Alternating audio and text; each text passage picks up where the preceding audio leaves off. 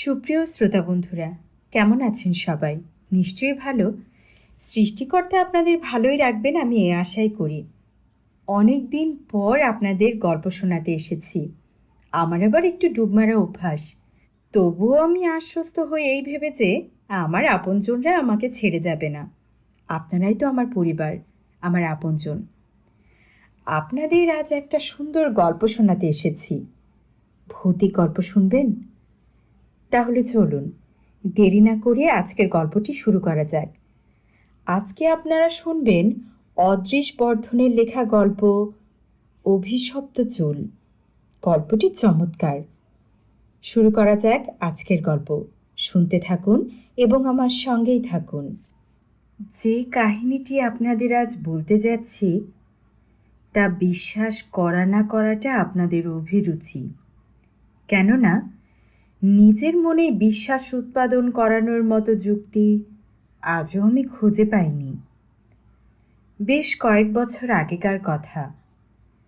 সালটা খুব সম্ভব 1932। রাত 10:30 বেজে গেছে। শয়নের উদ্যোগ করছি।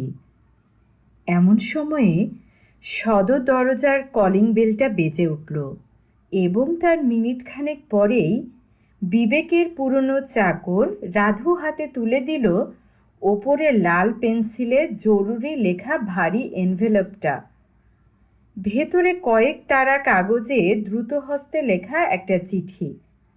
ড্রয়িং রুমের সোফায় পাশাপাশি বসে আমি আর রমিতা চিঠিটা পড়তে শুরু করলাম। প্রিয় আশিস, সময় খুব অল্প, তাই যথাসম্ভব সংক্ষেপ করে আমার এই কাহিনীটা তোমায় বলে যেতে চাই। এই চিঠি আমার স্বীকৃতিপত্র। প্রয়োজন হলে যথাস্থানে এটা হাজির করার অধিকারও তোমার রইল। প্রায় বছরখানেক আগে ফ্রি স্কুল ট্রিট ধরে বাড়ি ফিরছিলাম। রাত তখন প্রায় 9টা। আশেপাশের কয়েকটি দোকান বন্ধ হয়ে গেছে, আর কয়েকটি বন্ধ হচ্ছে। এমন সময়ে হঠাৎ চোখে পড়ল একটা কিউরিওর দোকানের ওপর। দোকানটা খুব বড় নয়। বাইরে ধুলো পড়া কাচের শোকেসে পুরনো আমলের বহু দর্শনীয় বস্তু থরে থরে সাজানো। জানোই তো আমার হবিটা কি। দাঁড়িয়ে পড়লাম সেখানে। শোকেসের একেবারে পেছন দিকে একটা সেলফের ওপর দেখলাম একটা গোলাকার তামার ডিবে। ডিবেটার আকার মোটেও পাউডার কেসের মতো নয়। আর বোধ হয় সেই কারণেই জিনিসটার উপর আমার দৃষ্টি আকৃষ্ট হয়েছিল প্রথম থেকেই। সঠিক কী কারণে জানি না, বোধ হয় এরকম কোনো বাক্স ইতিপূর্বে দেখিনি বলেই দাঁড়িয়ে দাঁড়িয়ে সেটা খুঁটিয়ে দেখতে লাগলাম। শোকেসের কাজটায় ময়লা এমনই পুরু হয়ে জমেছিল যে সে আস্তর ভেদ করে আমার দৃষ্টি ভেতরে ভালো করে প্রবেশ করতে পারছিল না। তাই জিনিসটাকে একবার হাতে করে দেখবার জন্য দোকানের ভেতরে পদক্ষেপ করলাম। কাউন্টারের পেছন থেকে এগিয়ে এলো অবিশ্বাস্য রকমের বৃদ্ধ এক চীনা ম্যান। ভাঙা ভাঙা ইংরেজিতে সে আমায় কৌটার সম্বন্ধে অনেক কথা বলল। ডিবেটা বেশ ভারী, আগাগোড়া তামা দিয়ে তৈরি, গোলাকার, 4 ইঞ্চি উঁচু আর ব্যাস প্রায় 3 ইঞ্চি। ভেতরে একটা কিছু জিনিস নিশ্চয়ই ছিল, কেননা ঝাঁকানি দিলে ভেতরে সেটা নড়ে ওঠার শব্দ শুনতে পাচ্ছিলাম। কিন্তু কৌটাটাকে কেউ নাকি আজ পর্যন্ত খুলতে পারেনি। চীনাম্যান এটি কিনেছিল চট্টগ্রাম থেকে সদ্য আগত এক জাহাজের খালাসির কাছ থেকে। কিন্তু পৃথিবীর কোন অংশ থেকে ডিবেটির আবির্ভাব ঘটেছে সেই সম্বন্ধে কোনো তথ্যই সে আমায় সরবরাহ করতে পারল না। আমি টাকা দিয়ে ডিবেটি কিনে নিলাম। ডিবেটি নিয়ে বাড়ি ফিরে সিধে গেলাম আমার ছোট ওয়ার্কশপটায়। প্রথমে কোটাটাকে ঘুরিয়ে ফিরিয়ে ভালো করে জোরালোই পরীক্ষা করলাম। সেটার গঠনভঙ্গি থেকেই মনে হলো বহু পুরনো আমলের সামগ্রী সেটা। এমনকি ডিবেটা তৈরি করার সময়ে লেদের ব্যবহারও করা হয়নি, আগাগোড়া হাতে তৈরি। কৌটোর ঢাকনির ওপর এক সময় একটা কিছু খোদাই করে লেখা হয়েছিল, কিন্তু উকো দিয়ে ঘষে সেটুকুও তুলে ফেলা হয়েছে। এরপর আমার কাজ হলো ডিবেটার কোনো ক্ষতি না করে ঢাকনিটাকে খোলার ব্যবস্থা করা। ঢাকনিটা এমনই এঁটে বসে গিয়েছিল যে শুধু হাতের জোরে অথবা কোনো মামুলি পদ্ধতিতে তা খোলা অসম্ভব। অতএব বিজ্ঞানের শরণ নিতে হলো। প্রথমেই আমি ডিবেটির ডালা নিচের দিক করে এক ডিশ গ্লিসারিনে 1 সপ্তাহ ডুবিয়ে রাখলাম। ইতিমধ্যে তামার পাত কেটে তৈরি করে ফেললাম 2টি কলার, একটা কৌটাটার জন্য, অপরটি কৌটার ঢাকনির জন্য। 7 দিন কেটে যাবার পর আমি নাট স্ক্রু দিয়ে কলার দুটোকে বেশ শক্ত করে লাগিয়ে দিলাম। তারপর কৌটাটিকে ভাইসে চেপে ধরে কলারের ওপর হাতুড়ি ঠুকে ঢাকনিটাকে ঘুরিয়ে দেবার চেষ্টা করতে লাগলাম। ঢাকনিটি কিন্তু ঘুরল না। তখন বিপরীত দিকে হাতুড়ি ঠোকা দিতেই তৎক্ষণাৎ ঘুরে গেল ডালাটা। বুঝলাম আজ পর্যন্ত কেন কেউ এটা পেঁচিয়ে খুলতে পারেনি। কৌটাটার প্যাচ সাধারণ নিয়মের সম্পূর্ণ উল্টো। ডান দিকে ঘোরালে তবে সেটা খোলে। মনে পড়ল বহু বছর আগে এরকম উল্টো নিয়মেরই প্রচলন ছিল। যাই হোক, ধীরে ধীরে ঢাকনিটা ঘুরিয়ে দিতে লাগলাম। অতি সন্তর্পণে হাত দুটি সামনে বিস্তার করে ধরেছিলাম ডিবেটা, কেননা ভেতরে এত বছর ধরে কি বস্তু যে লুকিয়ে আছে তা তো জানি না। বোমার মতো সেটা আচমকা ফেটেও পড়তে পারে। লাফিয়ে উঠে হয়তো আমার মুখে প্রচণ্ড আঘাতও হানতে পারে। ডালাটা খুলে আনার পর কিন্তু চাঞ্চল্যকর বিশেষ কিছু ঘটল না। মনে হলো ডিবেটার অর্ধেক শুধু ধুলোতেই ভর্তি, কিন্তু একেবারে তলায় ছিল বিনুনি পাকানো খানিকটা কোঁচকানো চুল। সিধে করে ধরলে লম্বায় সেটি প্রায় 9 ইঞ্চি আর প্রায় একটা পেন্সিলের মতো মোটা। বিনুনির 2-1টি পাক খুলে দেখলাম অতি সূক্ষ্ম শত শত চুলের সমষ্টি ছাড়া আর কিছুই সেখানে নেই। কিন্তু চুলগুলির ওপর নোংরা এমন জমাট বেঁধে রয়েছে যে উল্লেখযোগ্য আর কিছুই দেখতে পেলাম না। সুতরাং সেগুলোকে পরিষ্কার করাই হলো আমার পরবর্তী কাজ। প্রথমে জল মেশানো পাতলা হাইড্রোক্লোরিক অ্যাসিডে ডুবিয়ে রাখতে চুলের তেলতেলে ভাবটা চলে গেল। তারপর কাপড় কাচা সোডার জলে ডুবিয়ে রাখতে চুলে আর অ্যাসিডের অবশিষ্ট লেগে রইল না। এরপরে ডিস্টিলড ওয়াটারে বেশ করে ধুয়ে অ্যালকোহলে ডুবিয়ে তুলে নিলাম। ফলে জলকণা মুক্ত হলো চুলগুলি। সবশেষে ইথারে ডুবিয়ে দিলাম বেনুনিটা। ইথার থেকে যখন চুলের গোছাটা সবে তুলেছি, এমন সময়ে খবর এলো কে যেন আমায় ফোনে ডাকছে। সুতরাং হাতের কাছে প্রথমেই যে পরিষ্কার জিনিসটা পেলাম সেটা এক টুকরো সাদা কার্ডবোর্ড। তার উপরেই পিন দিয়ে বেনুনিটাকে গেঁথে চলে গেলাম ফোন ধরতে। পরে যখন চুলের গুচ্ছটাকে ভালোভাবে পরীক্ষা করলাম, একটি বিষয় দেখে যেমন আশ্চর্য হলাম তেমন হলাম কৌতূহলী। চুলগুলি একজন নারীর কেশ থেকে সংগৃহীত হয়নি, বিভিন্ন নারীর কেশ সম্ভার থেকে সংগ্রহ করে এনে তবে তাদের বেনুনি পাকিয়ে একত্র করে রাখা হয়েছে। ঘোর কৃষ্ণবর্ণ থেকে শুরু করে বাদামি, লালচে, সোনালি, এমনকি শ্বেত শুভ্র চুল পর্যন্ত পাকিয়ে রাখা হয়েছে পরম যত্নে। কোনো চুলেরই কৃত্রিম রং নেই। তা থেকে প্রমাণিত হয় কত বহু বছর আগেকার সে বেনুনিটি।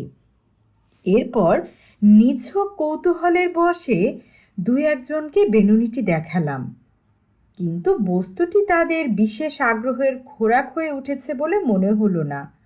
সুতরাং সেটিকে আমি আমার ডিবেতে ভরে কাবার্ডের অন্যান্য সংগ্রহের সাথে রেখে দিলাম। তারপর এক সময়ে ধীরে ধীরে মন থেকে মুছে গেল সে কথা।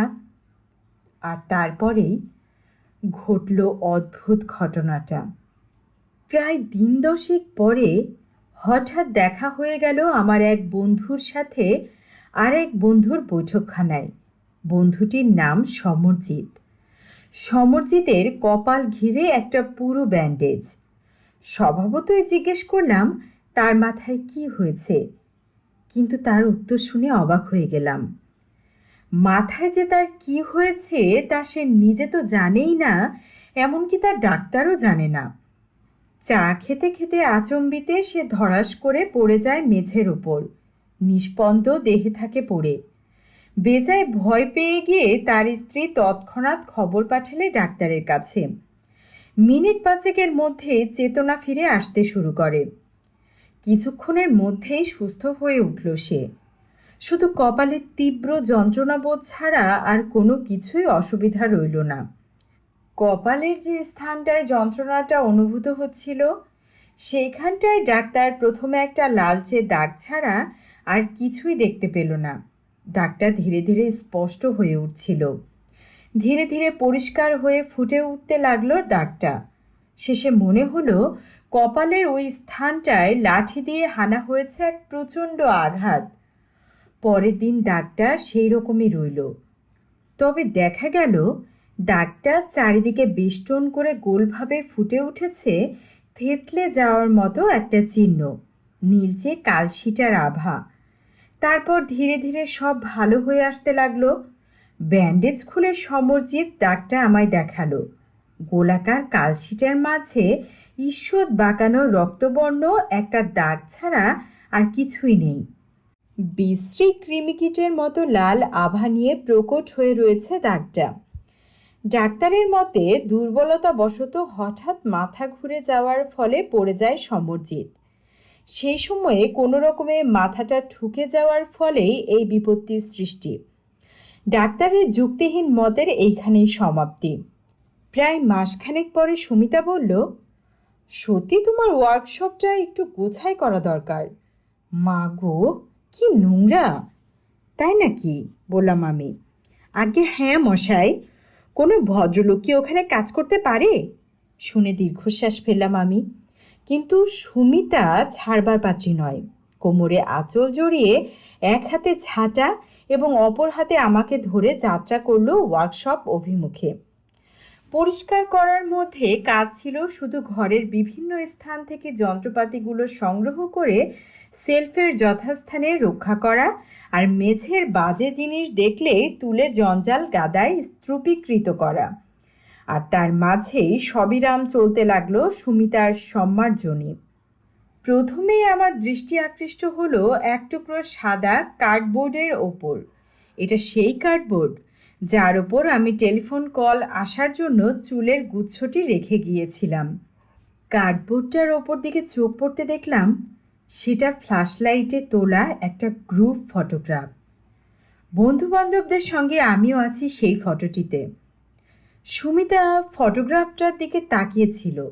হঠাৎ সে বলে উঠল, আচ্ছা, সমরজিৎ বাবুর কপালে ওটা কিসের দাগ বলো তো?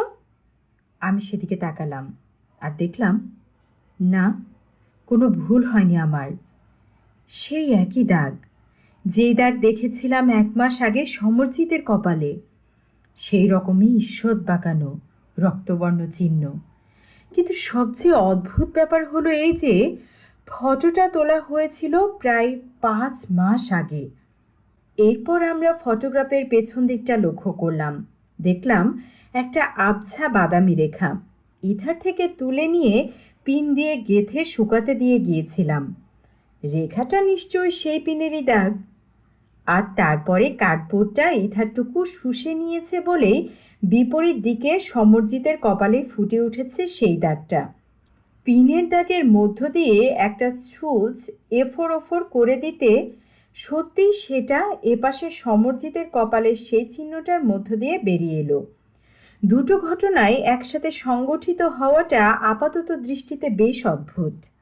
এরপর কি জানি আমার মনে হলো আমি সময় সম্বন্ধে নিঃসন্দেহ হবার প্রয়াস পেলাম। অবশেষে স্থির একটা সিদ্ধান্তে পৌঁছালাম। একটা বিশেষ দিনে 4টা থেকে 4:15 সময় আমি ফটোগ্রাফটা পিন দিয়ে গেঁথে গিয়েছিলাম। আর ঠিক সেই দিনই প্রায় 4টা থেকে 4:15 সময়ে সমরজিতের ওপর হয়েছিল সেই আশ্চর্য আক্রমণটা।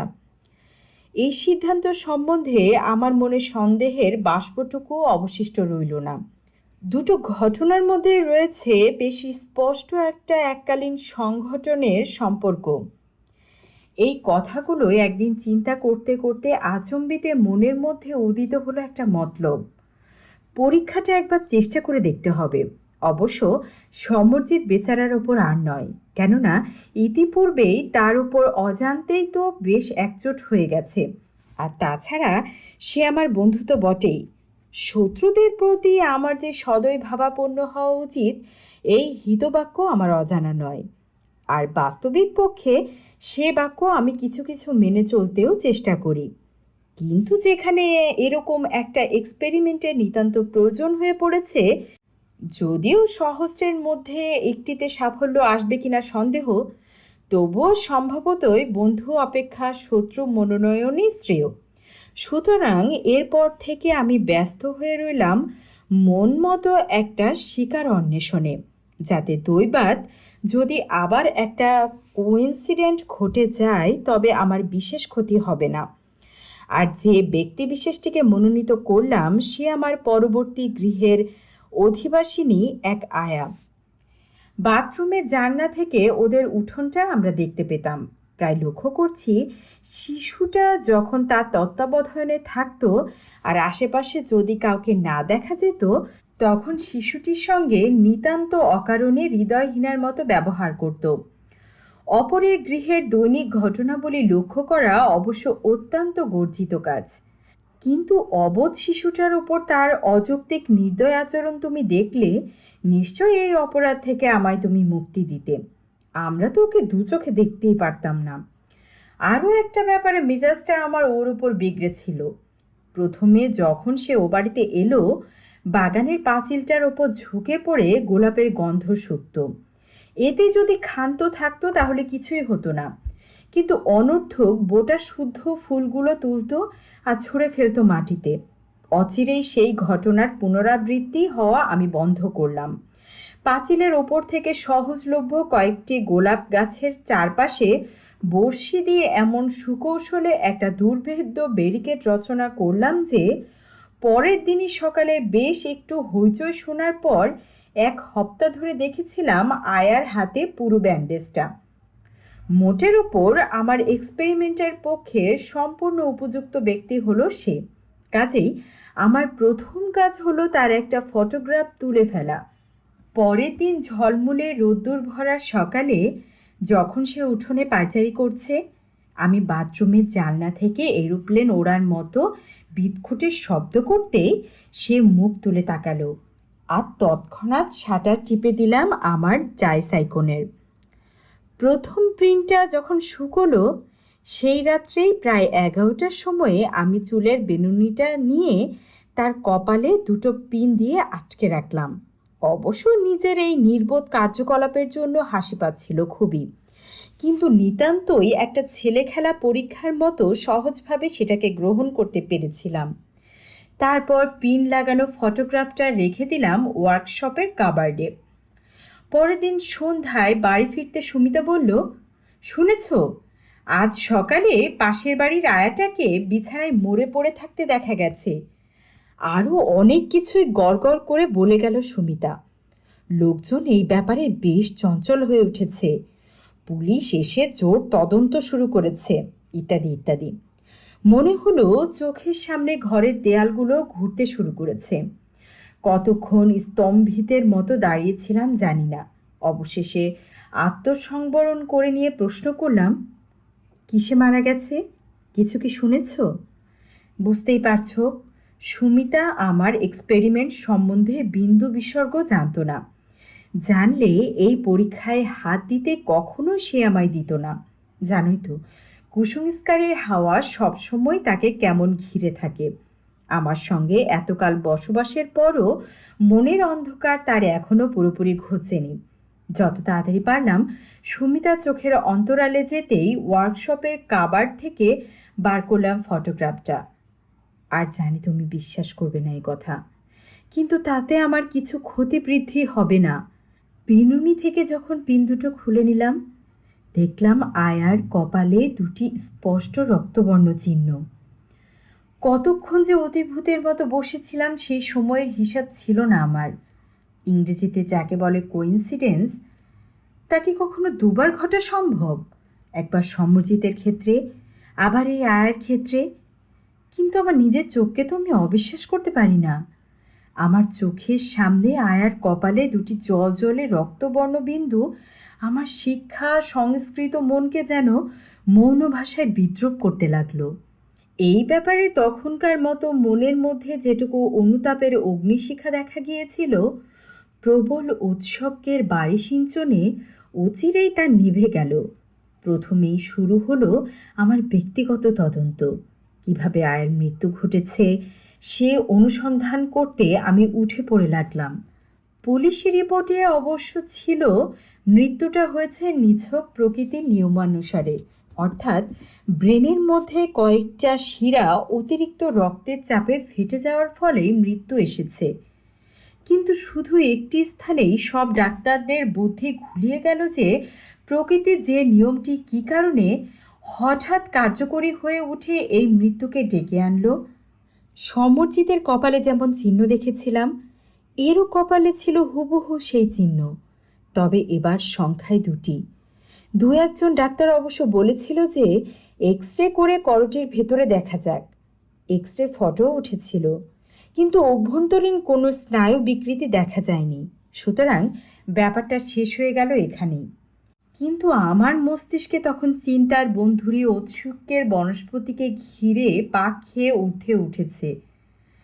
শরীর খারাপ থাকার জন্য মাথা ঘুরে পড়ে যাওয়াটাও তো আয়ের পক্ষে সম্ভব। আরও তো কত কারণ থাকতে পারে।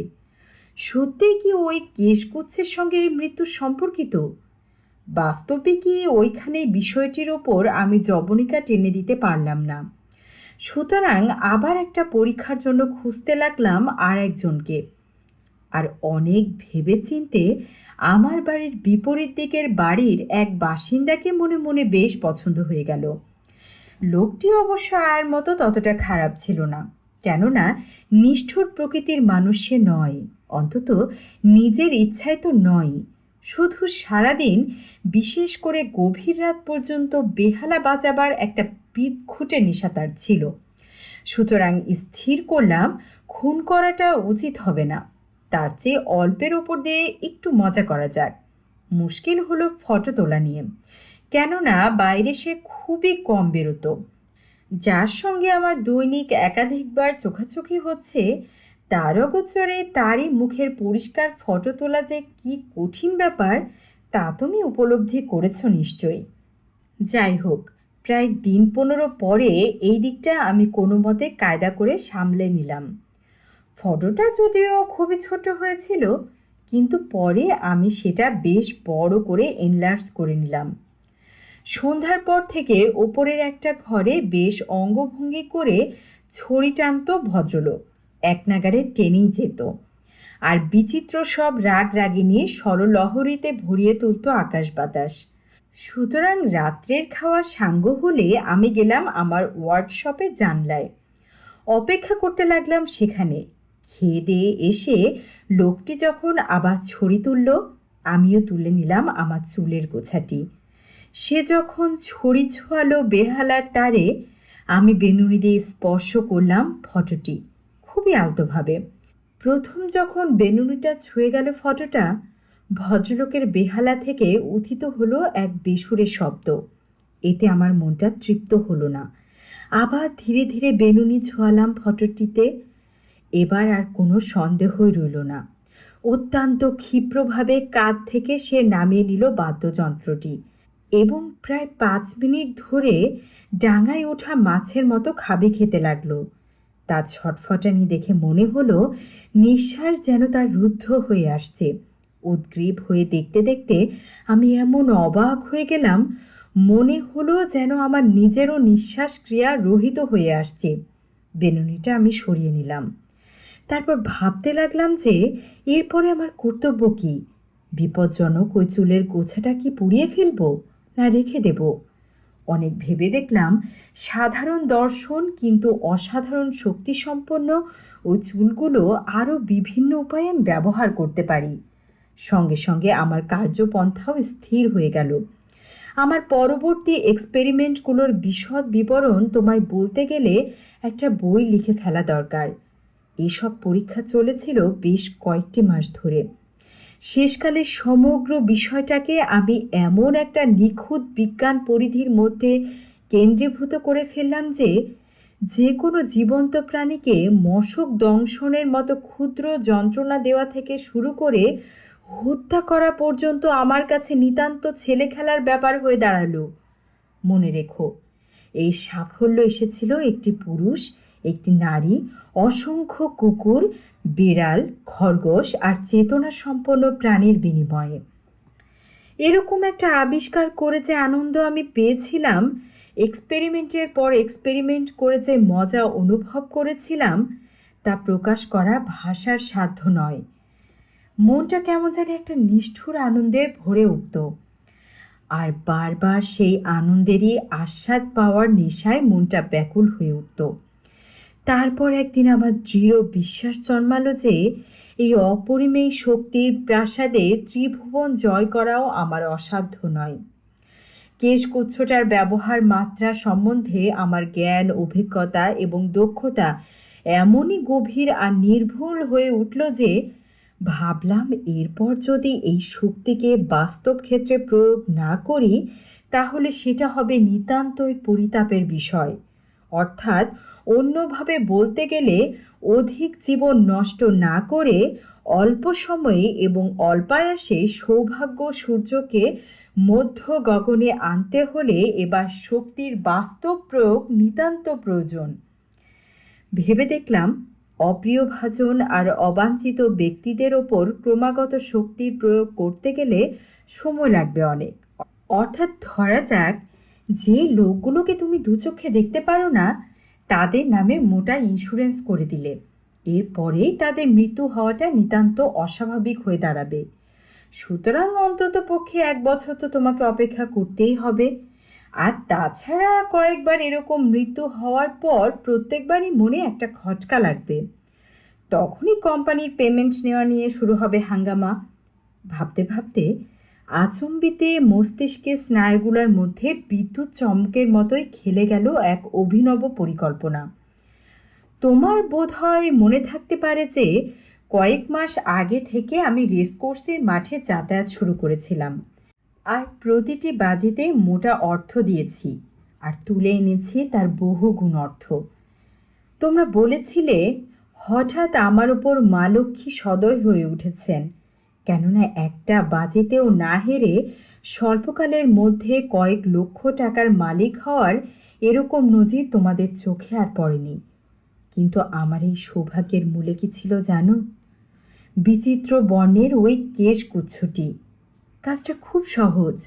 আমাকে সংগ্রহ করতে হয়েছিল শুধু এক টুকরো কার্ডবোর্ড, আর তার উপরে আঠা দিয়ে লাগিয়ে রেখেছিলাম একটি ছাড়া সবকটি দৌড়বাজ ঘোড়ার ফটোগ্রাফ। যেটির ফটো ছিল না সেটির ওপরেই বাজি ধরতাম আমার সর্বস্ব। তারপর দৌড় শুরু হওয়ার একটু আগে এসে বসতাম সুবিধা মতো নিরালা দেখে এক জায়গায়। এমন জায়গা বেছে নিতাম যেখান থেকে সমস্ত রেসকোর্সটা পড়ে থাকতো আমার চোখের সামনে। ভাবছ বুঝি রেসের ঘোড়াগুলোকে আমি জখম করে দিতাম? ভুল ধারণা। মারাত্মক রকমের আমি কিছুই করতাম না। শুধু ঘোড়াগুলো যখন দৌড়াতে শুরু করতো আমি বেনুনিটা খুব আলতোভাবে ফটোগুলোর ওপর দিয়ে বুলিয়ে নিয়ে যেতাম। ফলে ক্লান্তিবোধ ছাড়া ঘোড়াগুলোর আর কোনো ক্ষতিই হতো না। যদি দেখতাম তা সত্ত্বেও কোনো তেজি ঘোড়া আমার প্ল্যান বানচাল করার চেষ্টা করছে, তখন আবার একটু মোলায়েম স্পর্শ, ব্যাস। দৌড়ের মাঝে সবকটি ঘোড়ায় যেন ক্লান্ত হয়ে না পড়ে আর দৌড় যেন পণ্ড না হয়ে যায়, সেই জন্য আমি গোড়া থেকে বেশ সতর্ক থাকতাম। একটা ছাড়া সবকটি ঘোড়ায় যদি ভূমিশয্যা গ্রহণ করে অথবা থেমে গিয়ে ছটফট করতে থাকে তাহলে রেস বাতিল হয়ে যাবার সম্ভাবনা খুবই বেশি। সুতরাং রীতিমতো নৈপুণ্যের সঙ্গে চুলের গোছা ব্যবহার করেছি প্রতিবার। আর ঘরে এনেছি রাশি রাশি অর্থ। কিন্তু এজন্য আগে থেকে আমায় নিতে হয়েছে ৩টি মহড়া, আর প্রতিটি হয়েছিল অতীব চমৎকার। এই সময় থেকে আমার মানসতটে আছড়ে পড়তে লাগলো একটির পর একটি পরিবর্তনের ঢেউ। তোমার কাছে আজ সবই স্বীকার করতে বসেছি, গোপন কিছুই করব না। সাধারণ মধ্যবিত্তের অনটনের মধ্য থেকে অপরিমেয় ক্ষমতা আর অর্থপ্রাচুর্যের মধ্যে এসে পড়লে পরিবর্তন আসাটা স্বাভাবিক। আমি যে শুধু বৈভব স্রোতেই গা ভাসালাম তা নয়, সেই সাথে সরে গেলাম আমার আজন্মের শিক্ষা, নৈতিক নিষ্ঠা থেকে। ভুলে গেলাম আমার চরিত্রের বলিষ্ঠতা, আমার আদর্শ, ভুলে গেলাম আমার বিবাহিত জীবনের কর্তব্য। আমি মদ ধরলাম। একদিনেই আসক্তি আমার আসেনি। মনটা যখন বেজায় খুশি হয়ে উঠত, তখন খুশির মাত্রায় আর দু একটা রং চড়াবার অভিলাষে দু এক চুমুক রঙিন পানীয়ের আস্বাদ গ্রহণ করতাম। যত দিন যেতে লাগলো, অর্থ আসতে লাগলো স্রোতের মতো, আর ততই ধীরে ধীরে মনের যেটুকু বাধা ছিল তাও মুছে গেল।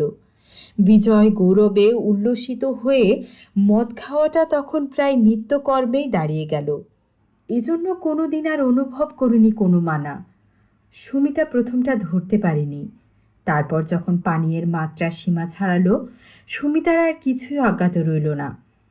কিন্তু ভাই আশিস, তার মতো স্ত্রী পাওয়া বহু জন্মের পুণ্যের ফল। সে রাগ করেনি, রুক্ষ কথা শোনায়নি, অভিমান করেনি।